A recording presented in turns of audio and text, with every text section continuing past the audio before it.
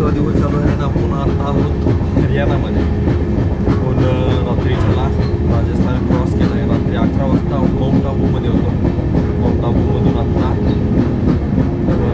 हरियाणामध्ये आहोत आणि जवळपास आत्ता 10 वाजलेले आहे सकाळचे आणि जवळपास 1 ते 1.5 तासात आपण आता दिल्लीला पोहोचणार आहोत.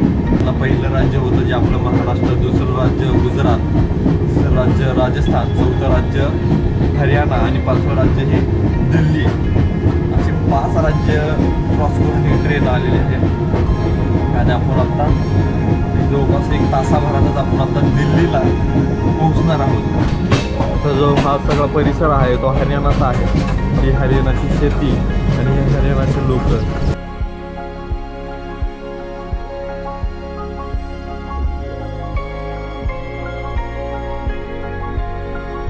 हे जो एरिया आहे हरियाणामधला खलीलपूर, या खलीलपूरमध्ये आहोत आपण आणि हे समोर दिसते आपल्याला हे आहे खलीलपूर.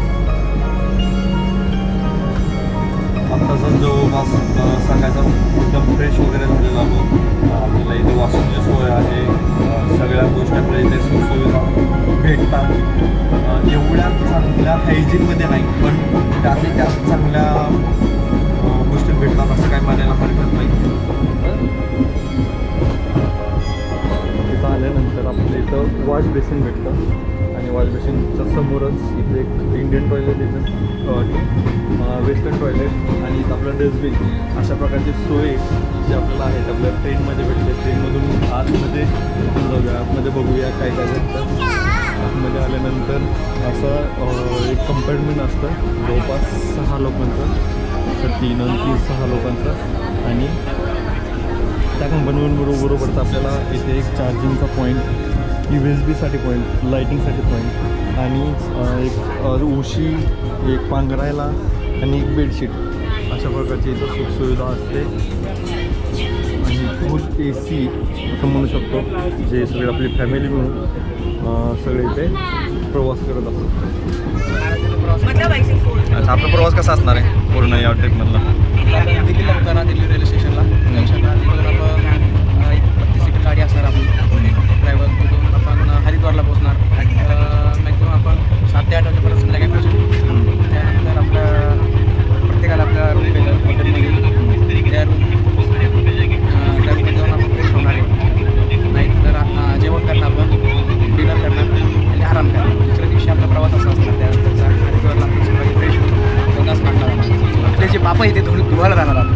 पापा घ्यायचे का? ज्यांनी पापा गेले ते धुणार. लोकांच्या पापा अंगावर येतात आणि ज्यांनी पाप नाही गेलं ते धुकेले पापा आपल्या अंगावर येतात. अच्छा, असं काहीतरी होईल. त्यानंतर आपण नाश्ता करायला आणि आल्यानंतर आपण एक लोकल गाड्या करणार तिथं, जे रिक्षा असेल तिथं 6 सीटर. त्यावेळेला आपण हरिद्वारचे सगळं बाजार भेटतो. हरिद्वार बाजार उद्याच का? हां, उद्याच. अच्छा, हां. आजचा प्रवास आपण सगळं ट्रॅव्हलमध्ये जाणार. उद्या हरिद्वारमध्ये फिरणार. उद्या आपण हरिद्वार फिरणार. एक रात्री काढणार, रात्री परत सकाळी स्नान, संध्याकाळी आरती. अच्छा, हां. असं आपण उद्याचा दिवस म्हणजे आपला आज 2nd डे चालू झाला आहे. 3rd डे पण आपला हरिद्वारमध्ये होणार. हां, 3rd डे होणारच आहे.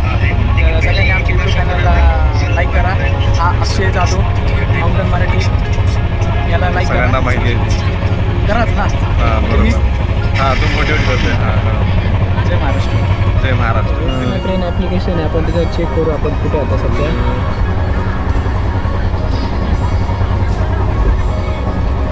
इगतपुरी इंचापुरी.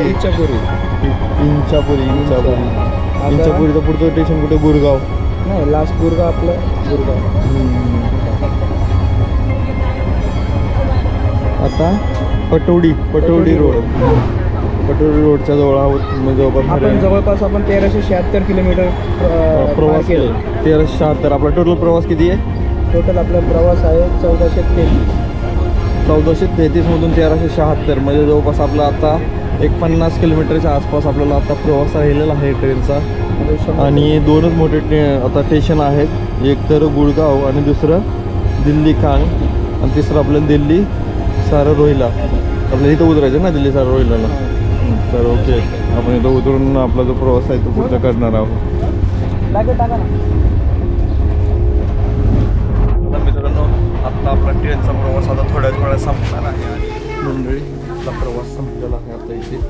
आणि पूर्ण ट्रेन मोकळी झालेली आहे, बघू शकता तुम्ही. पूर्ण ट्रेन मोकळी होऊन लोक उतरत आहेत खाली. सराई रोडला हे या स्पॉटचं सगळ्यात शेवटचं स्थान. आपण आता उतरूया हे उतरले आणि आपण उतरल्यानंतर निघूया आता पुढच्या आपल्या. आपण आलेलो आहोत आता दिल्ली सराई म्हणून.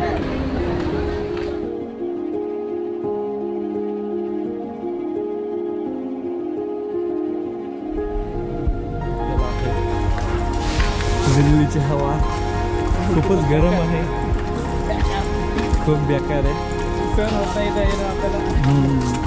बघूया आता पुढचा प्रवास आपला कसा जाईल हळूहळू.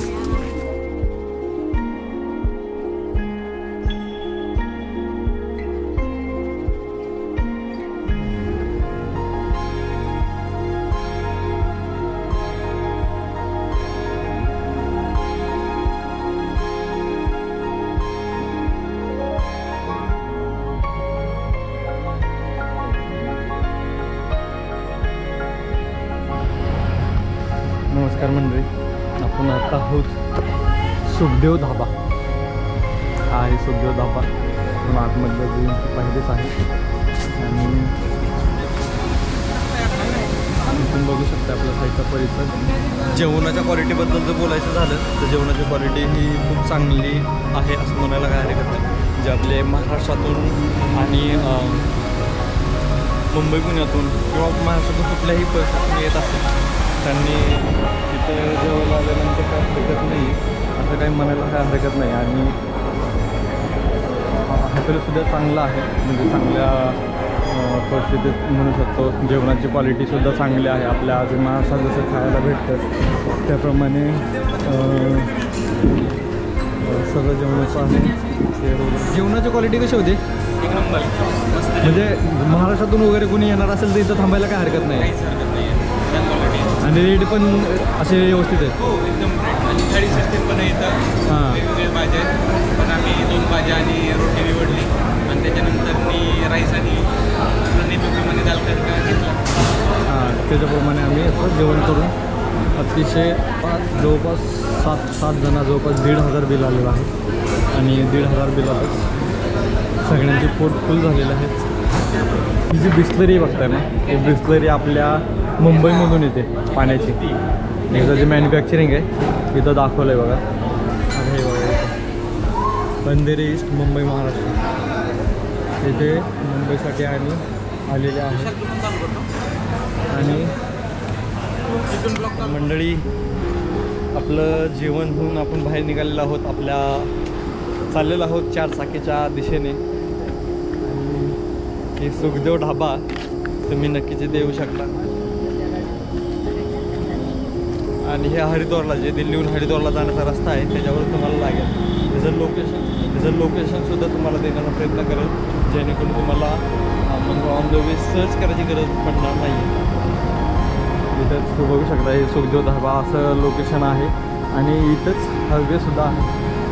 आणि हे आपली 4 व्हीलर. आपला जो प्रवास आहे तो पूर्ण याच गाडीने होणार आहे. एर्टिगा पूर्ण दिल्ली ते हरिद्वारपर्यंत असा जो प्रवास आहे आपला जवळपास 250 किलोमीटरचा प्रवास आहे तो आपला या गाडीने होणार आहे. आणि 250 किलोमीटरच्या प्रवासानंतर आपण तिथे हरिद्वारमध्ये स्टे करून पुढचा प्रवास नंतर उद्या करणार आहोत. आता जवळपास आपण 100 किलोमीटरचा प्रवास पूर्ण करून झालेला आहे आणि जवळपास 150 किलोमीटर अजून बाकी आहे. जवळपास एक 3 ते 3.5 तासाचा रस्ता आहे असं म्हणू शकतो. एवढा प्रवास करून आपल्याला जायचं आहे. चला तर.